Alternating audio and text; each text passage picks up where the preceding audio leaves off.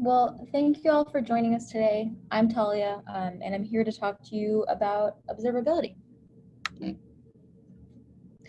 So just a few housekeeping items before we get started. There's a way for you all to ask questions within the Zoom app. You basically just have to select the Q&A and you can drop your questions in there.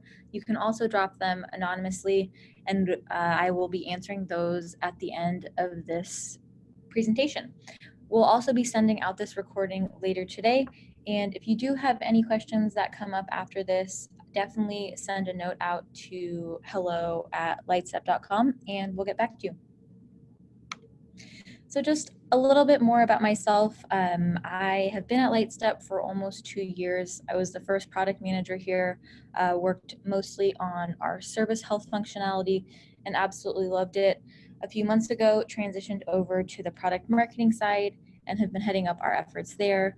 And I think something that I absolutely love about working at Lightstep is that I get to work with developers and help show them the value in observability tools because it really helps them in their day-to-day. So just to level set, Lightstep is a simple observability platform for deep systems. The reason I want to just bring this up is because the hope today is that you walk away with answers to some of the following questions. So what is observability? How do deep systems play into this? Why do you actually need it? And then once you have it, what can you really do with it? So with that, let's get started. So I guess just one more thing before I dive in, we should probably settle on what we mean by observability so we can talk through some definitions. And what I want to do is actually present you the one that I'd love for you to walk away with first, and then walk through some other ones that have been floating around there. So for us, we really think about observability as the ability to navigate from cause to effect. And some examples of this might be spikes and errors for your application. Maybe that's from a misconfiguration that was pushed out earlier in the day, or seeing increased latency that could be caused by something inside your service, or maybe a new behavior from one of your customers. Or maybe you're just getting good old-fashioned complaints, and that might be from your end users or somebody else in your organization that actually depends on your service. And maybe the cause actually has nothing to do with the service itself, but with some dependency of yours that changed. So maybe an upstream service that deployed that ended up having a negative impact on your service and its performance. So I think what's notable about all of these examples is that it's difficult and probably even impossible to discover these kinds of things outside of production.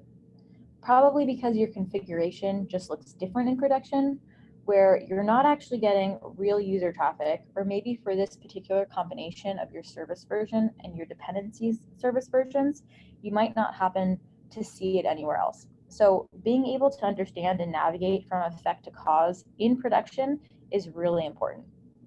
And why didn't you hear me say cause and effect when that's probably what people say most and what you're used to hearing? But for this, I want to emphasize that when we're trying to understand in a software application what went wrong, you usually see the effect first, and then you try to understand why that happened. Because really, if you knew the cause, you probably wouldn't need a tool to figure out what went wrong in your performance anyways. So the term observability actually first came from control theory. You can think about factories or chemical distillation processes or anything that really involves optimizing physical processes in the real world. And in that context, observability was defined as how well the internal states of a system can be inferred from knowledge of its external outputs.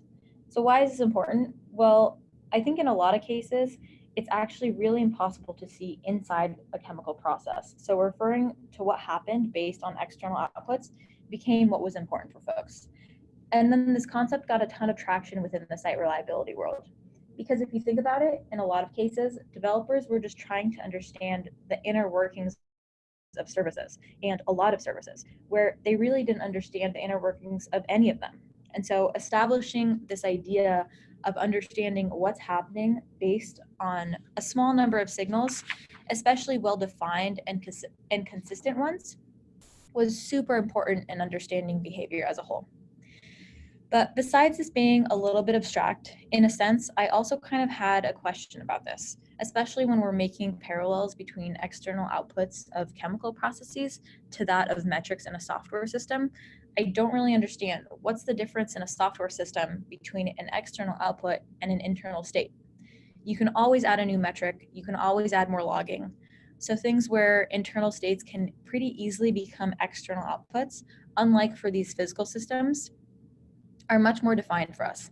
So this definition didn't really hold up for me in terms of observability. So I think another definition that we see floating around, which is probably the most popular one, is about metrics, logs, and traces. A lot of people think about these as the three pillars of observability. And the origins of this, I think, mostly came from a couple of SRE groups at Google and Twitter who were trying to put together a set of best practices for their organizations. So really trying to guide their organizations where their software systems were changing a ton. And because those systems were changing a ton, they needed a new set of tools, or at least a new combination of tools. And what they did was basically say, okay, what went wrong? I'll use metrics. Maybe then I'll go look at some logs. And if that didn't work, I guess there's traces too. But really, this workflow ends up being really separate. And even today, if you see these metrics, logs, traces out in the wild, they're often presented to you as three different tools or three different tabs that you have to open. And the trick there is that when you switch between those tabs, you lose all the context. So for me, these really aren't the three pillars of observability, they're the three pillars of telemetry. And they're not bad. They're great sources of data. Everyone should have them, and they're great on their own. But they're not great on their own. So when you try to use them separately, that's really where we get some problems. And I'm not going to go into this too deeply, but the TLDR here is that with metrics, you will hit some sort of cardinality wall. With logs, it's going to be too much data volume, and you probably will break the bank. And with traces, you just might not have enough information. And with all of these, inevitably, when you hit that type of obstacle using individual telemetry data, you break your workflow. And you're probably going to have to start over to some certain extent. But I think this is a great talk if you want to learn more about the three pillars and why we think there's zero answers. This is from one of Lightstep's co-founders, and he really digs deep into all of this. So another way that observability is used is sometimes actually just in contrast to monitoring. And this is a way of distinguishing newer tools and practices from more traditional, more last generation tools. And in this context, monitoring is usually described as measuring the right things, having the right dashboards to prove it, really knowing what data you want to collect. And then in contrast, observability becomes not only about measuring the right things, but determining which of the things in your system matter. So collecting everything and then using that to understand the root cause.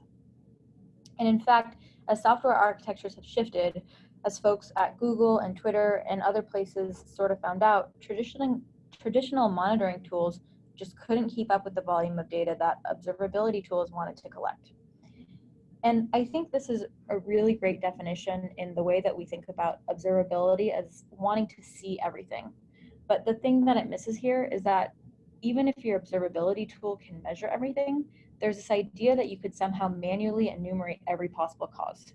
But that's the thing. There's just so many causes, hundreds, thousands, millions of things that we collect with our telemetry data that could go wrong.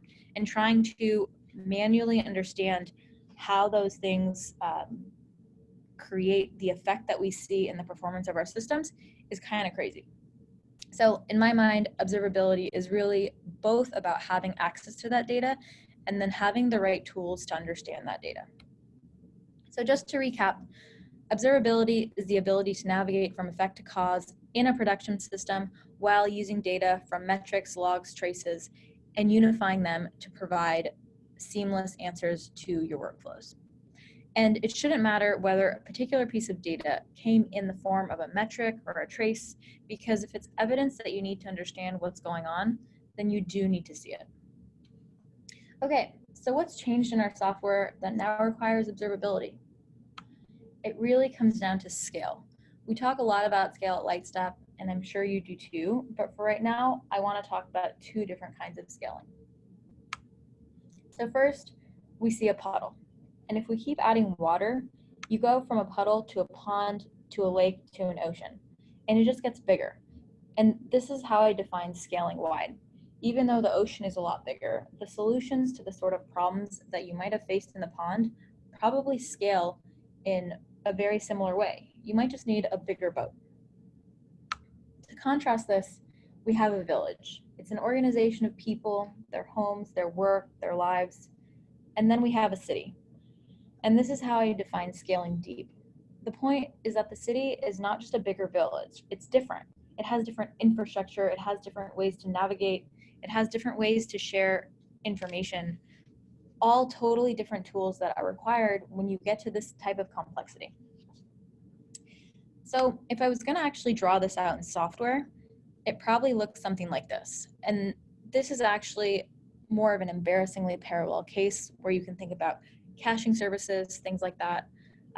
And it's actually how a lot of software systems used to work. All this needed was potentially adding a new VM if you need to scale up, and solving problems here was really about measuring performance of the load balancer and being able to figure out which host had the problem.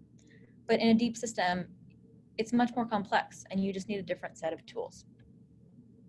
In this example, we have 4 layers of deep services. And with this type of depth, you really get this kind of fan out.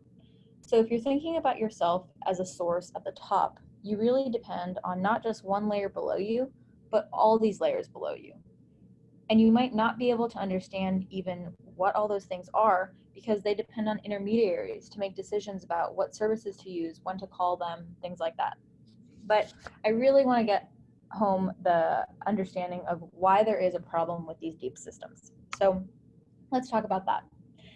You can think of this as your org chart, but it's probably actually more about the way your services are organized, and maybe that reflects your org chart if you believe in Conway's law. But really, you have something at the top, which is maybe a mobile app or a single page app or something like a web page. Whatever it is, that's what your users are seeing. And that is going to depend on a couple of other services. Maybe those are load balancers. Those in turn are going to depend on API gateways, proxies, things like that, more backend services, and eventually some storage systems, other things at the bottom of the stack. And the problem is that as an individual or as a single team working within this big organization, you can only control one piece of this. And by control, I really mean what you code and what you can roll back. But at that same time, you're ultimately responsible for everything below you and in that stack. So these things can all affect the performance that your users see. And so, like I said, ultimately, you're responsible for the behavior, but the gap between what you control and what you're responsible for is a huge source of stress. And in fact, you can probably think about that gap between control and responsibility as a definition of stress. And so with this deep system, as this fan out increases and as the depth increases, you're responsible for more and more while only really having the same level of control. So let's ground this in real life. What do deep systems sound like? They sound like don't deploy on Fridays. It can't be our fault. Our dashboard says we're healthy. Kafka's on fire. I didn't know that I depended on that region. That was on a dashboard, but I can't find it.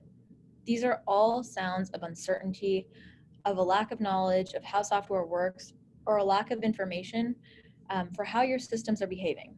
Really all signs of stress. So what does this mean for your current tooling?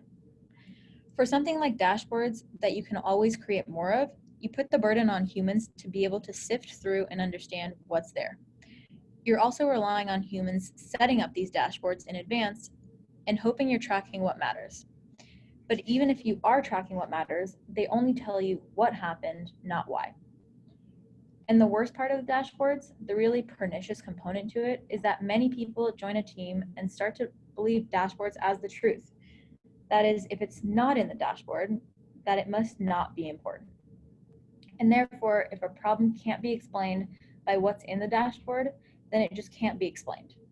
And that's a really dangerous place to be because systems are changing. And there are a lot of causes that might not necessarily have been tracked before. For logs, we mostly see similar problems of relying on humans to sift through them. They're most time consuming out of all the telemetry data and can be very expensive. Imagine if you were to encourage a team to log as much as possible, which would be awesome, but they would eventually hit a limit to what they can pay for. And then we can think about the consequences of these tools we face. More time responding to incidents, more time trying to understand what's going on with your latest release, which is hard from an engineering point of view because developers love to code. And then as your organization grows or it ages, there's going to be some knowledge that's just not written down. And tribal knowledge can be scary because when you're paged at 3 a.m. and need to solve an incident independently, you don't want to have to find the person that has the information that you need. And of course, this can all impact your business in lots of ways, through reputation and revenue, overall fatigue and loss of morale in your org, things like that.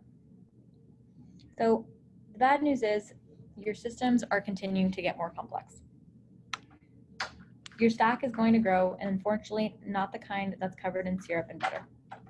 And I'm not talking about whether you're a Python shop or using Java. Really, I'm talking about how the software that you and your team fit together with the software developed by the rest of your organization or by others outside of your organization. If your org chart is already migrated or even started to migrate to microservices, then I'm sure you know what I'm talking about. Your team and your services are just a cog in this giant machine. And maybe you have a diagram like this that tells you how your service fits into this machine. And maybe you're already building on Kubernetes or Lambda. But even if you're not doing these things, no one builds and deploys software in isolation anymore. Which means even if you aren't using the latest Kubernetes or using serverless, chances are you still have a deep system. There's still software that you didn't write and don't control, and that could be for a ton of reasons.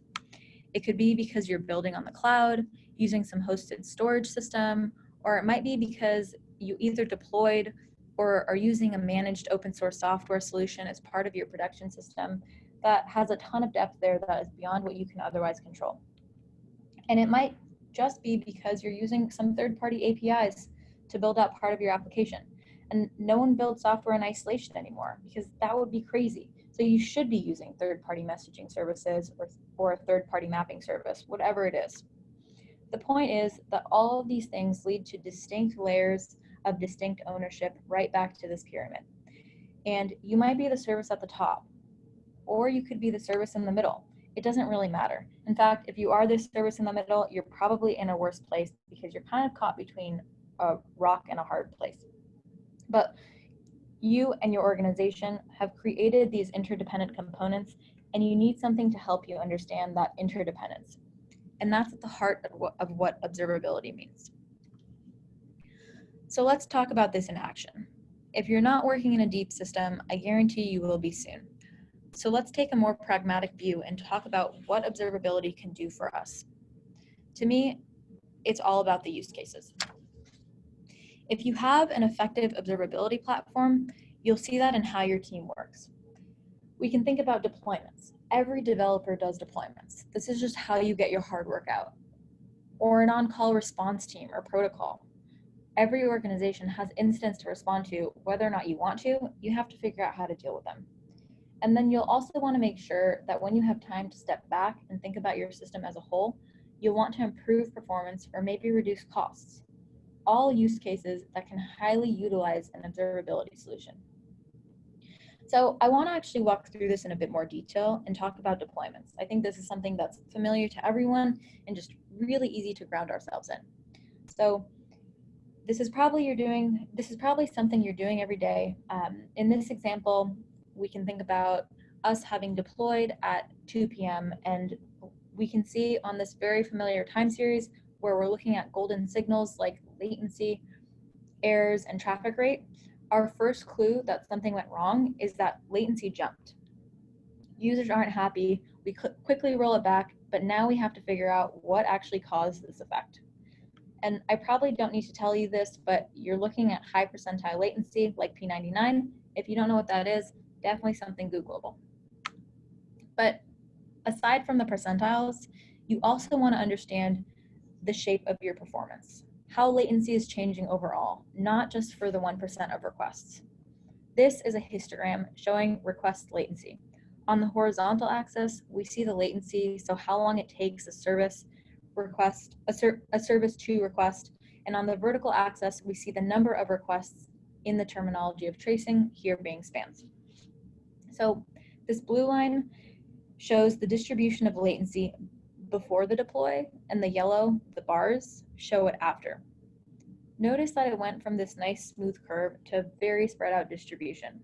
This is our first clue that it wasn't just all requests getting equally slower. Some of them are different. And we might want to ask ourselves, what makes these slow requests? Well, here's where we can look at tags. We can look at a ton of tags, or we can look at relevant ones. In this example, we're actually just seeing the ones that are most correlated to slower latency. And we can see here that our large batch true tag actually has a whole new latency that we didn't see with the baseline.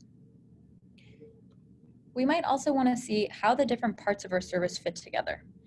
Here we're actually looking at the service that we're managing, this inventory service, and I can see that within that service, the right cached operation is contributing the most to latency. Now I've isolated the problem. I know I have a particular tag and a particular operation that are causing the most latency. And notice I didn't need to set up any dashboards to cover how the cache was working. Observability tools should be able to surface this type of detail if it's relevant without you having to tell them before. So let's take a step back. Let's think about how changes actually drive performance variation. I can have changes that are internal to my service. Either I rolled out a new one and that new version of my service caused a change, but sometimes the causes of changes can be external. Your users could be doing something different. There could be some event happening in the real world and your users are searching for something related to that event. Maybe you just got a bunch of publicity and you have a bunch more users that you didn't have before. You could have changes that are driven by infrastructure itself. Your service could be competing for resources and other services, or you could be sharing a host or sharing a database. There's really a ton of things out there that could be impacting the performance of your service. It could also be from your dependencies, your upstream services, rolling out new versions, changing configuration. They could be going through all the same things as you, and that ends up impacting your performance.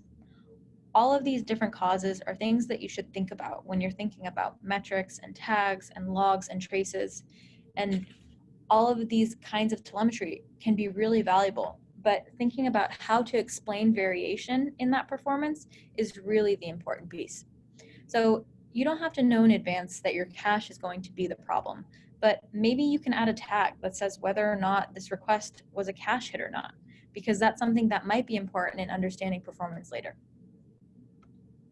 So going back to the use cases, let's talk about how to define success. We should think about what a successful outcome of a use case for your team is, and then use that as a measure of success of your observability tool. For deployments, that might just mean more confident releases, which means releasing more often. For on-call response, it might be how long it takes you to mitigate a problem, how long it takes you to understand what the real problem underlying a cause is. Can you maybe even see outages before they occur? And then for performance optimization, how can we make sure that when you're doing proactive work to improve or understand performance, that we're using our time in the best way possible, focusing on the places that are going to have the biggest impact? So thinking through this, if you're asking yourself whether or not you have a great metrics tool or not, to me, that's actually putting the solution first, rather than focusing on the problem. The problem is how your team can work more effectively and how you can measure that to define success, all of which can be done in an observability tool. So now that we've talked about observability, the cost of current tools, an example of how you can use observability to define success, let's talk about what you actually need. In the most basic sense, you need visibility. You need that visibility across your service and dependencies and other team services and dependencies. And the right observability tool should be able to do that for you. So now I want to jump into Lightstep. With Lightstep, we really model our features on how we can help developers solve problems in their day-to-day. With us, you would see things like automatic deployment and regression detection, which means that insights are automatically shown to you. You don't need to tell us in advance if you want to know how performance has changed after a deployment, which, like we had said before, is something developers do almost daily. You have full visibility into your system and services so that you always know what's happening around you. You have real-time and historical root cause analysis, meaning if something's happening in real time, you can investigate it. But if you know you want to come back to an issue from a week ago, you can investigate that as well. And then we do things like correlations, like what we saw with the tags, where you don't want to go through hundreds of tags to figure out what went wrong. You want to see what was the most correlated to latency and what was the most correlated to errors, and just look at that subset of data. We also have custom alerting and easy setup with no cardinality limits. But you really don't need to take my word for it. Our customers are saying great things about us as well. If you're familiar with Twilio, they were super focused on incident response and taking a more holistic approach to observability. And that's something that can have huge dramatic effects. I'm not talking about a 5% improvement or a 10% reduction. They reduced MTTR, so mean time to resolution, by 92%. That means that outages, which were previously taking hours, were now being resolved in minutes. We also have an example with Under Armour. At Under Armour, they used Lightstep to achieve 100% system visibility. For them, a big part of this was just taking the fear out of on-call. Lightstep was not only able to show traces, but the context behind what was causing their issues, completely changing their attitude and approach about making changes. This made being on call so much easier for them because they had everything they needed to see when they needed it. So how does this actually work? Is there magic? No, there's no magic. It's just data. What makes this different is that we're able to ingest all of the data, all of the metrics, all of the tags, all of the logs and traces, even for our largest customers who are handling millions of requests a second. How is this possible? Imagine this as a picture of your system. You might have 100 microservices or 10, or maybe just a mobile app, a monolith, a handful of cloud functions. Whatever it is, it's enough pieces that as an individual, you can't fit it all into your head. To ingest all of the data coming from this, we've built a component that we call a satellite. This aggregates and filters the data. For bigger customers, they run this on-prem, but you don't need to do that. And the point is that the satellite ingests all of this telemetry and then coordinates with the rest of Lightstep's insights engine. So when Lightstep detects a change, any type of performance regression, a deployment, it adapts the way that it's actually aggregating and filtering the telemetry data. And that's how we're able to make the kind of workflows that I described earlier possible. We're able to then show you more data when regressions happen within your system so that you can solve problems faster. Again, if you don't believe me, check us out on Twitter. People talk about how we're able to help them, either reducing MTTR, helping find bottlenecks and latency issues, or just gaining visibility into their system. Awesome. So if you're anything like me and need to learn by doing, you can jump into this super cool sandbox environment where you can practice observability and play with Lightstep. We've basically built a series of challenges that can help you explore the different use cases and workflows that might make an impact in your day-to-day. And with that, I will pause and open up for questions.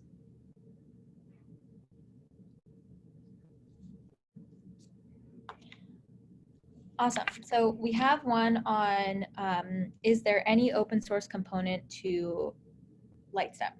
So yeah, we are actually built on basically an open source framework. So we were one of the founders of Open Tracing, which was a community that was basically created to help developers be able to use tools like this in a non-vendor lock-in type of way.